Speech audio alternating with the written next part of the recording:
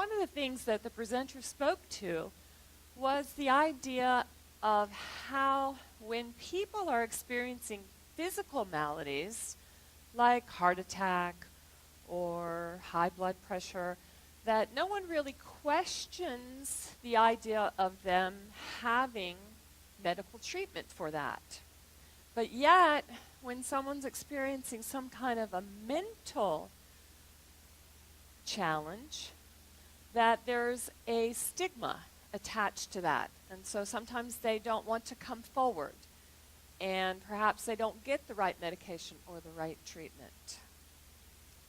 So what I really want to talk about this morning is the bridge between those two ideas, or how our thinking or our mental well-being outpictures into the physical experience.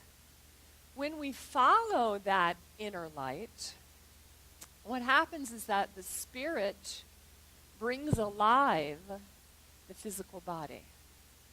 When there are blockages in that energy, we experience the maladies of mental illness, of emotional blockages, of physical sickness. So the physical world is simply the outer reflection of the soul. And the soul is where all our subjective beliefs are stored. And sometimes we don't even know what's in there. One of my mentors, Dr. James Lockhart, shared a story about being at the Ministers' Conference in New York City, and they went out for a break. And when they came back, they were all encouraged to share their experiences. Well, one of the ministers had gone to the famous cathedral in New York City. What's it called? The St. Patrick's Cathedral. Thank you. I could not get that this morning for some reason. So thank you for helping me. I don't know all there is to know. So she went off to St. Patrick's Cathedral, and while she was there was a Sunday celebration in progress. And so she decided to engage in the experience and take communion.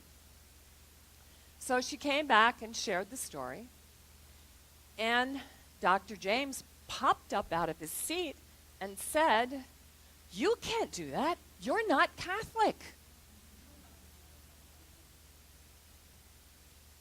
Dr. James Lockhart has been a religious scientist for probably about 40 years now. So sometimes those beliefs are really buried deep down, and we don't even realize that they're there. So when that happens, it's really important for us to look at where it's coming from. Sometimes the law will work by appearing not to work, based upon what's buried in your subjective beliefs. So in that moment, he wasn't necessarily standing in his own beliefs.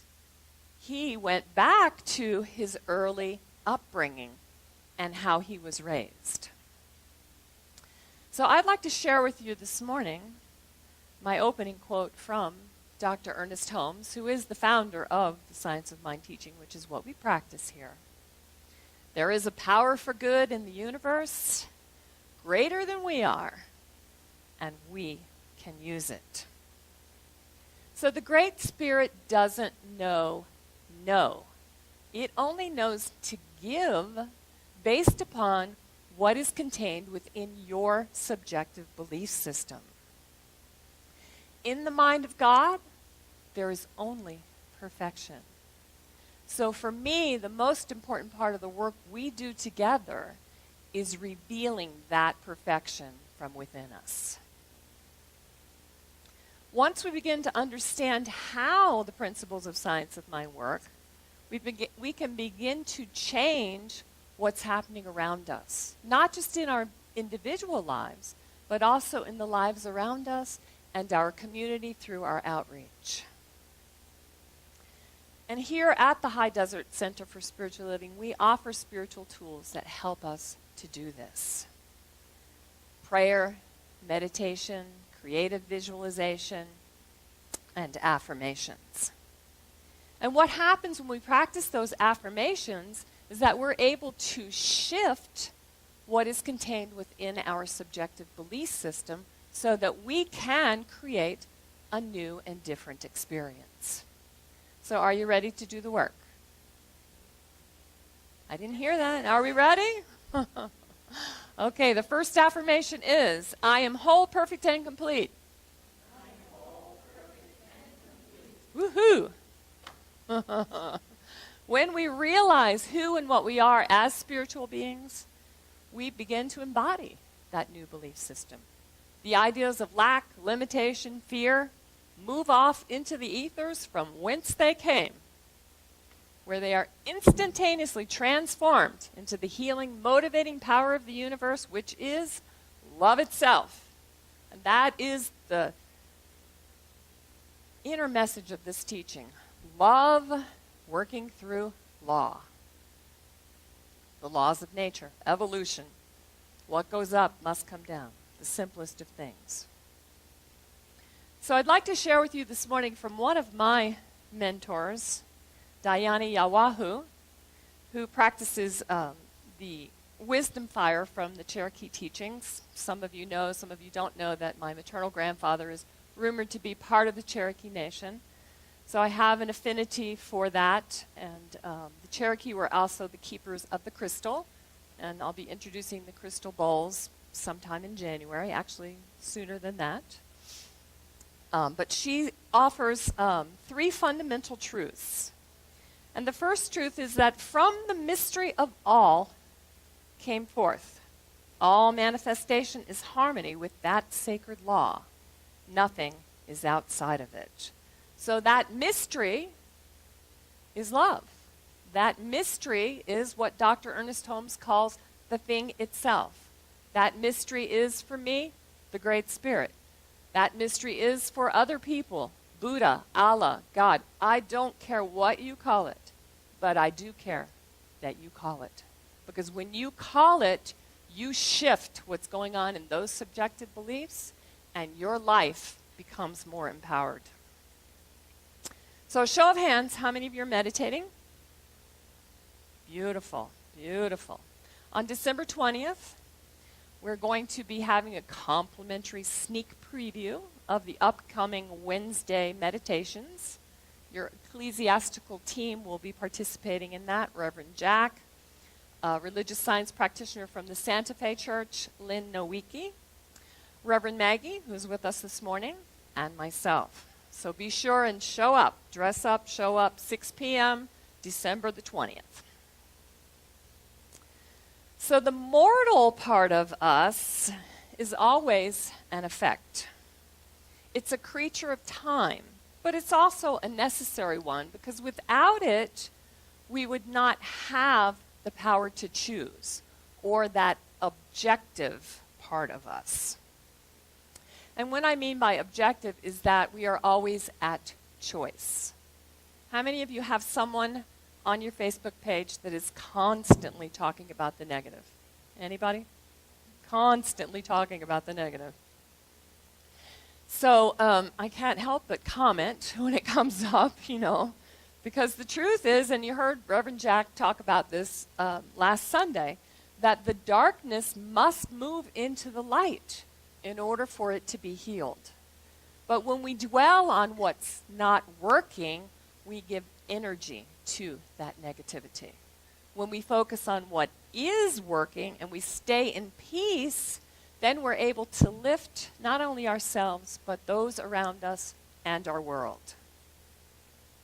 So when we follow the inner light, which is the title of my talk this morning, we develop a greater understanding and perspective of the body, emotion, spirit, mind connections. And the result of that is that we live from a more heart-centered, peaceful place. And part of that is experience. So the idea of suffering or challenges can be a blessing. How many of you have seen the movie Adjustment Bureau? Anybody? Okay. I think we should have a movie night. What do you guys think about that? I want that to be the very first one. In the movie, there is a couple who meet by accident. And the Adjustment Bureau is a group of, I'm going to call them angels, and they wear hats. And they have a book, and the book opens, and you see the little dots for these two people. And then there are all these interfacing lines of other things that are going around them, not unlike what it's like in our world. So because the two of them are not supposed to meet, their angels, in the form of the Adjustment Bureau, create these obstacles to keep them apart. And what happens is that the reason why they're not supposed to meet is because it's going to change their destiny.